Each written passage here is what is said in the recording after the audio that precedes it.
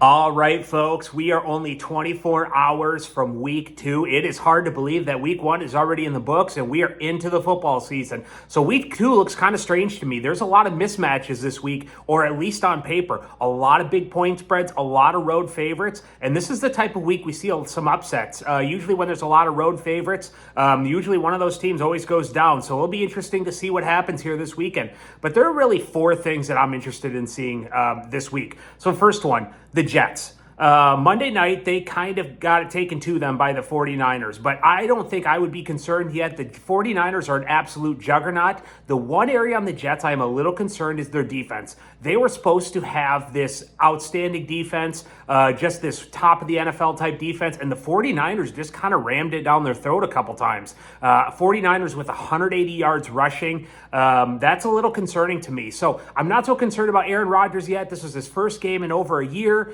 but the defense, I'm looking to see what the defense can do here moving forward, and can they tighten up a little bit. But the 49ers, to me, are excellent, so I'm not going to panic on the Jets yet. I think they'll be just fine, especially when I look at their schedule. They got 4 very winnable games coming up. They got the Titans, Patriots, Broncos, and Vikings. When you look at that on paper, they should be 4-0 in those games, and they should be 4-1 going into their game with the Bills in week 6. So looking forward to seeing what the Jets can do versus the Titans this week. This is at Tennessee, so looking forward to that. Number 2, the Browns-Jags. 2 teams that really disappointed me in week 1 for different reasons.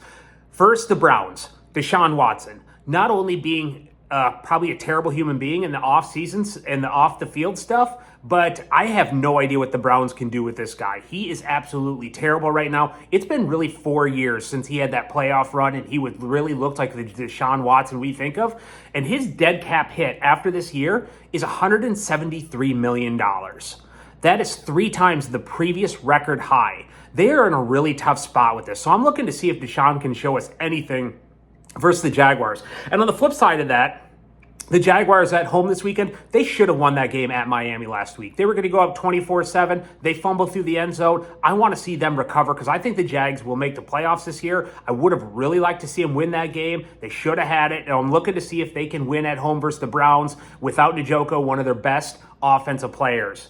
Number 3, the Bengals. The Bengals have another extremely tough game at Kansas City. This is a game where I think Kansas City will win, but I want to see something out of Joe Burrow. He's coming off the injury. He basically did not throw the ball deep at all last week. They had very little offensive production. They had 4 3-and-outs, very uncharacteristic of Joe Burrow. I want to see, even if they don't win the game, I don't think that's as big of a deal because they have a lot of cupcakes coming up before they get into their division schedule. But I really want to see something out of Joe Burrow. Can they go deep? Can he throw the ball down the field? Because it did not show any signs of that a week ago. And number 4, great game tomorrow night, the Dolphins and the Bills. And the one thing I'm looking for on the Bills is, can someone step up besides Josh Allen? He took a ton of hits last week. He already had his wrist taped up. I don't think he can sustain that for 17 weeks through the regular season and the playoffs. I want to see, can they rely on someone else besides Josh Allen? I really liked what I saw out of the rookie Keon Coleman, but let's see how they face against the Dolphins next week. A huge game early in the season that'll go a long ways to see who wins the AFC East. So let's get to my picks. I was 2-3 a week ago, but I was 1 toe from being 3-2. 1 more inch for Isaiah Likely, and I would have had a winning week. So we're close. Week 1 to me is always the most difficult week. To be honest with you, looking at the point spreads this week, this was very tough to figure out because, again, road favorites are always very difficult. And when we get to point spreads of 4 or more points, that becomes a little more difficult as well. So let's go ahead and get into it. So number 1, I'm taking the Steelers -2.5 at Denver, a road favorite. And here's why. Here's my thinking on this. Bo Nix was absolutely terrible last week, which he should have been. It's his first start in the NFL.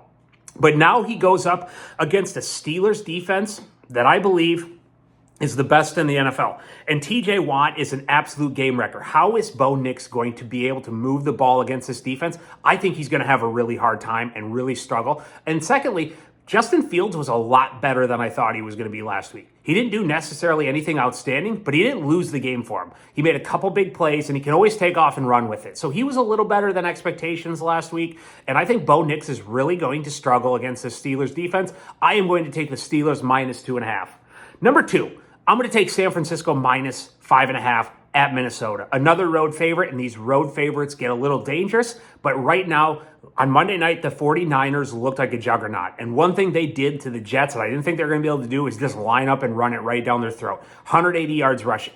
Pair that with the Vikings, who probably are a little overvalued right now. They beat an absolute terrible Giants team on Sunday. So Darnold, I think, is going to come back down to earth, back where he normally plays. And I think this 49ers team is just right now the first or second best team in the NFL with the Chiefs. And I think the 49ers are going to take it to the Vikings in Minnesota. Number 3, I'm going to take Jacksonville -3 versus the Browns. This is in Jacksonville at home. And I was pretty impressed with what I saw last week in the first half against Jacksonville. Things really fell off the rails after they fumbled through the end zone. I think you take that away, I think they would have beaten the Dolphins and had a huge road victory. Pair that with the Browns, Deshaun Watson, like we said, I don't see anything encouraging out of him right now. They're missing one of their best offensive weapons this week. The one thing that does concern me about this game is Myles Garrett. Last week in the second half, Jacksonville had a really hard time protecting Trevor Lawrence, and I think they're going to have a hard time protecting him against Myles Garrett this weekend. But I'm going to take the Jacksonville Jaguars -3.5 versus the Browns at home. Number 4, I'm going to take the Lions -6.5 at home versus Tampa Bay. And I think right now the Lions are the second best team in the NFC. They are absolutely loaded. And that game versus LA was close on Sunday night, but I think the Rams are really underrated right now. I think the Rams are going to be in the playoffs after what I saw there. I love Cooper Kupp. I thought Stafford was excellent in that game. And I just think the Lions are loaded right now. And I think they have a lot of great talent on offense. They're solid on defense. I think they're in the top 5 to 8 in almost every single position group. And last week, again, Tampa Bay, they really piled it on a Washington team who is starting a rookie quarterback in his first start. So I look for the Lions to really take it to Tampa Bay on Sunday.